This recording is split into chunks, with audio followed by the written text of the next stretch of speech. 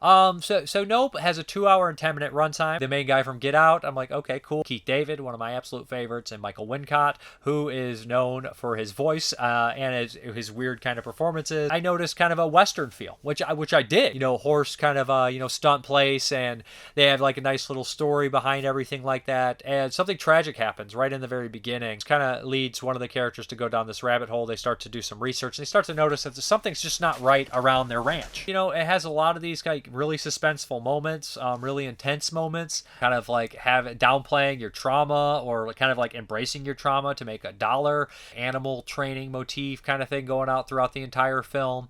It did seem like it was a little long in the tooth. Right after I was started thinking that, we get this kind of crazy payoff of intensity, and tell he has a lot of love for horror film, remnants of other horror films in there as well. I liked all the characters. I didn't have much preference over one or the other on the first view. Sister and brother character, of course, that's nice to have them, and they definitely play on each other's personalities, one being more outgoing, one being more, introverted and quiet. An animal attack scene in here, which is horrific. Definitely the scariest part for me, because the animal in question is one that absolutely terrifies me.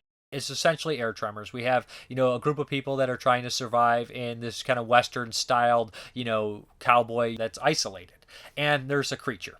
It's not underground this time. It's coming from the sky. It's coming out of the clouds. It's a very unique way that they did it, because at first they play it as a UFO film, but then it becomes kind of a creature feature, which I thought was really awesome. A couple Evil Dead remake that does rain blood, but this time it rains blood all over our entire fucking house. We're going to incorporate Michael Wincott singing the Purple People Eater. It works. Because it's Michael Wincott and the way it's set up. Of course, he tries to recreate that scene in, the remix on Us with Corey Hart. I wear my sunglasses at night, and that's also very effective. Stephen King would do that kind of stuff, right? It's just taking the ordinary or something like that and putting it in a different situation can make it terrifying. Wincott's kind of deal as well, because he's, this director, and they show him watching like animals attacking other animals, and it's like he's just like this kind of guy that wants to get the ultimate shot, the shot no one else kind of got, the ultimate filmmaker, right? The one to do it all. Flying stingray turned parade float killer thing. Who the fuck knows? Plays on that UFO kind of abduction kind of storyline, right? Where you think it's going to be that. And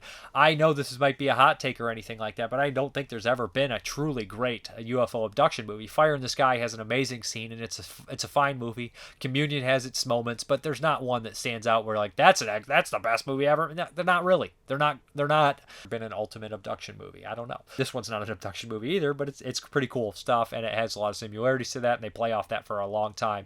Good stuff, good performances, all around a good film. Rated R, but not overly grotesque to the point where it might scare your kids or something, but I think that, kids could probably see this and not be too messed up from it.